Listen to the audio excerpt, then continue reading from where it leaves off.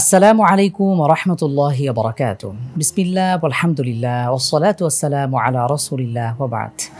সম্মানিত দ্বীনী ভাই এবং বোনেরা, সকল প্রশংসা কেবল আল্লাহ সুবহানাহু ওয়া তাআলার জন্য। সালাত ও সালাম বর্ষিত হোক বিশ্বনবী হযরত মুহাম্মদ সাল্লাল্লাহু আলাইহি ওয়াসাল্লামের প্রতি, তার পরিবার পরিজন এবং সাহাবীদের প্রতি।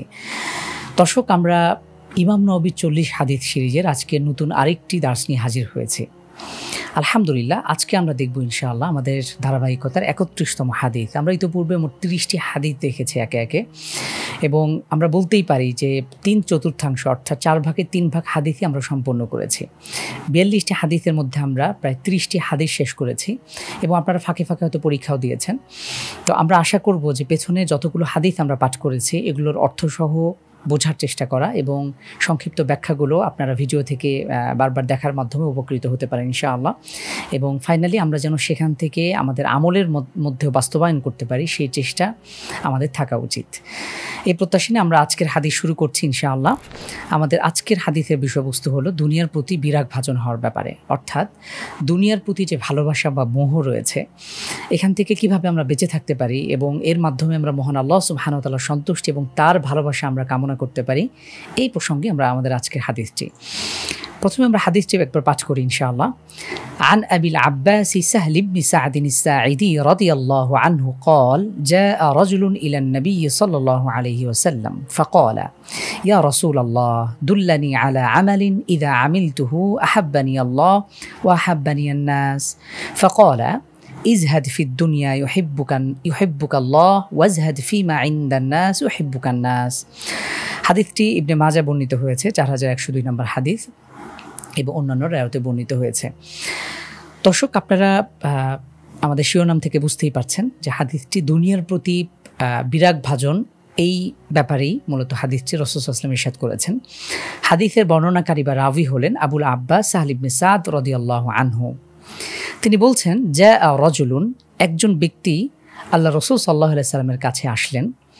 এরপরে রাসূল সাল্লাল্লাহু আলাইহি ওয়াসাল্লামের কাছে এসে জিজ্ঞেস করলেন, ইয়া রাসূলুল্লাহ, হে আল্লাহ রাসূল, দুল্লানি আলা আমালিন, আমাকে এমন একটি আমলের কথা বাতলে দিন, ইদা আমিলতুহু, যদি আমি সেই আমলটি করি, সেই কাজটি করি, আহাব্বানি আল্লাহ ওয়া হাব্বানি আন-নাস, আমাকে আল্লাহ সুবহানাহু ওয়া তাআলা ভালোবাসবেন এবং মানুষরা আমাকে ভালোবাসবে।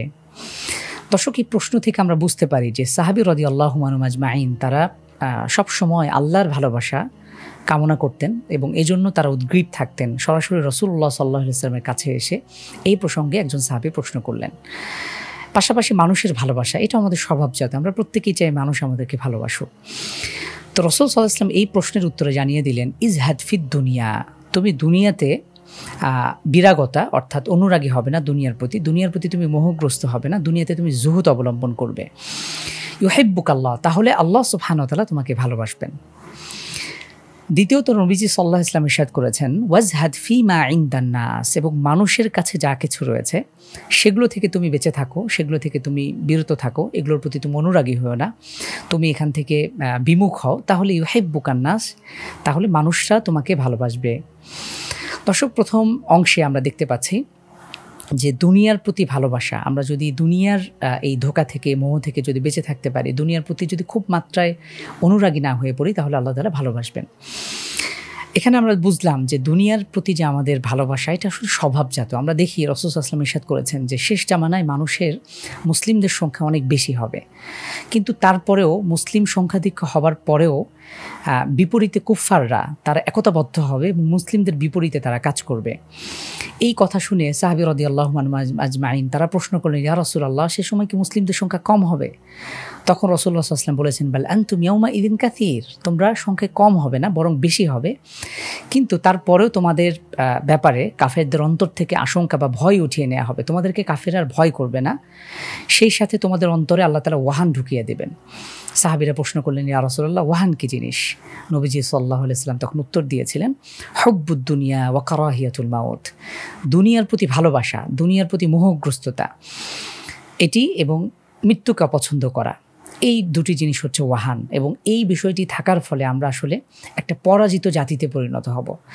দর্শক, আমরা জানি যে যুয়্যিনা লিন্নাস হুব্বুশ শাহওয়াত, দুনিয়ার সব কিছু যা কিছু ভোগের বিষয় রয়েছে সব কিছু শয়তান আমাদের জন্য এটাকে চাকচিক্য করে মোহময় করে আমাদের সামনে উপস্থাপন করে, এবং স্বভাবগতভাবে আমরা দুনিয়ার প্রতি খুব বেশি আকর্ষণ বোধ করি, এবং যা কিছু আমরা করছি সব কিছু দুনিয়াকে ভোগ করবার জন্য, এবং দুনিয়ার প্রতি যে আমাদের টান রয়েছে এগুলোকে পূরণ করবার জন্য। আল্লাহ তাআলা এখানে রাসূল সাল্লাল্লাহু আলাইহি ওয়াসাল্লাম ইরশাদ করেছেন, যদি আমরা আল্লাহর ভালোবাসা পেতে চাই তাহলে দুনিয়া বিমুখ মানসিকতা অবলম্বন করতে হবে।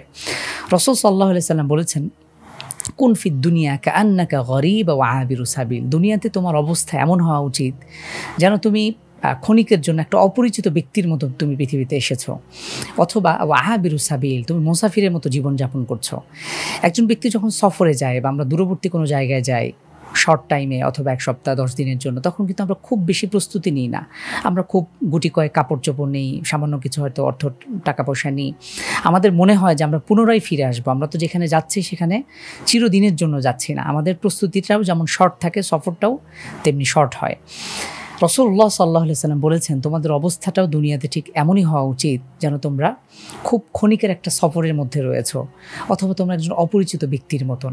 অর্থাৎ পৃথিবী থেকে আমাদেরকে একটা সময় বিদায় নিতে হবে, এবং সেই প্রস্তুতিটাকে আমাদের সর্বাগ্রে প্রায়োরিটি দেওয়া দরকার। পরবর্তী অংশে নবীজি সাল্লাল্লাহু আলাইহি ওয়াসাল্লাম বলেছেন যে মানুষের কাছে যা কিছু রয়েছে, সাধারণত মানুষের কাছে কি থাকে? আমরা জানি মানুষের কাছে টাকা পয়সা, ধন সম্পদ, প্রভাব প্রতিপত্তি, এগুলোর প্রতি মানুষ বেশি আকর্ষণ বোধ করে, এবং এগুলোই আমাদের সম্পদ। নবীজি সাল্লাল্লাহু আলাইহি ওয়াসাল্লাম বলেছেন, মানুষের কাছে যা কিছু রয়েছে সেগুলো থেকে তুমি বিমুখ হয়ে পড়ো, অনুরাগী হয়েও না, তাহলে মানুষরাও তোমাদেরকে ভালোবাসবে, তোমাকে ভালোবাসবে। দর্শক, এক নজরে আমরা হাদিসের শিক্ষণীয় বিষয়গুলো যদি দেখার চেষ্টা করি, প্রথমত মুহাররবের প্রতি আমাদের যে ভালোবাসার দৃঢ়তা আসলে কেমন হওয়া উচিত আমরা কিন্তু হাদিস থেকে দেখলাম যে সাহাবী রাদিয়াল্লাহু আনহু আজমাইন তিনি কিভাবে সরাসরি আল্লাহ রসুলের কাছে এসে প্রশ্ন করলেন, এবং আল্লাহ সুবহানাহু ওয়া তাআলার ভালোবাসা লাভের ব্যাপারে সাহাবীদের যে আগ্রহ বা আকাঙ্ক্ষা, তারা যে সব সময় উদ্গ্রীব হয়ে থাকতেন, আল্লাহ রসুলের কাছে এসে সরাসরি প্রশ্ন ছুড়ে দিলেন, এবং নবীজি সেই পথ তাদেরকে বাতলে দিলেন। এই বিষয়টি স্পষ্ট হয়েছে। এবং মানুষের সব রকম কল্যাণ এটা মূলত রবের ভালোবাসার মধ্যেই নিহিত রয়েছে। আমরা যদি আল্লাহর ভালোবাসা পেয়ে যাই, আমরা যদি একবার লাভ করি, তাহলে আমাদের দুনিয়া এবং আখিরাতে আমরা সফলতা অর্জন করতে পারি। আমরা আরেকটি বিষয় দেখলাম যে আল্লাহর ভালোবাসা লাভের অন্যতম মাধ্যম হচ্ছে দুনিয়ার মোহ থেকে বেঁচে থাকা, দুনিয়ার ধোঁকা থেকে বেঁচে থাকা, দুনিয়ার প্রতি খুব বেশি মোহগ্রস্ত হয়ে না পড়া। আমরা দেখা যায় দুনিয়ার প্রতি ভালোবাসা থেকেই যত রকম গুনাহ রয়েছে, আল্লাহর অবাধ্যতা যত বিষয় রয়েছে, সেগুলোতে আমরা ডুবে যাই। আমাদেরকে এই বিষয়ে সতর্ক থাকতে হবে। এবং আমরা দেখলাম যে মানুষের কিছু নিকট সাধারণত যা কিছু থাকে, ধন সম্পদ, টাকা পয়সা, সেগুলো থেকে যদি আমরা দূরে থাকতে পারি, তাহলে আল্লাহর ভালোবাসা মানুষের ভালোবাসা আমরা অর্জন করতে পারি। আমরা দুনিয়ার ক্ষেত্রেও দেখি যে নিঃস্বার্থ ভালোবাসা বা নিঃস্বার্থ যারা কাজ করে তাদেরকে আমরা ভালোবাসি। বর্তমান পুঁজিবাদী ব্যবস্থা এমন হয়েছে যে কোনো মানুষকে সহযোগিতার ক্ষেত্রে বা আমরা কারোর সাথে মেশার ক্ষেত্রে সব সময় প্রাধান্য দিই যে বিনিময়ে আমি কি রিটার্ন পাবো, আমার লাভটা কোথায়, আমি কি আর্থিকভাবে লাভবান হচ্ছি অথবা অন্য কোনো দিক থেকে। যদি না হয় তাহলে আমরা সেদিকে যাই না।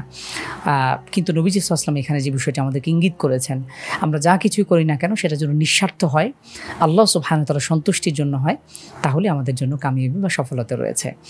আলহামদুলিল্লাহ দর্শক, আমাদের আজকের হাদিসে দেখলাম কিভাবে আমরা আল্লাহর ভালোবাসা পেতে পারি এবং দুনিয়ার ধোঁকা থেকে, মোহগ্রস্ত থেকে বেঁচে থাকতে পারি, এবং পরিশেষে মানুষের ভালোবাসা কিভাবে আমরা অর্জন করতে পারি। আল্লাহ সুবহানাহু ওয়া তাআলা আমাদের সবাইকে সেই তৌফিক দান করুন, দুনিয়ার ধোঁকা থেকে বেঁচে থাকার তৌফিক দান করুন, এবং মানুষের ভালোবাসা যেন আমরা অর্জন করতে পারি সেই তৌফিক দান করুন। আজকের দার্সটি পর্যন্ত, ইনশাআল্লাহ দেখা হবে পরবর্তী হাদিসে। জাযাকুমুল্লাহু খাইর। ওয়াসসালামু আলাইকুম ওয়া রাহমাতুল্লাহি ওয়া বারাকাতুহু।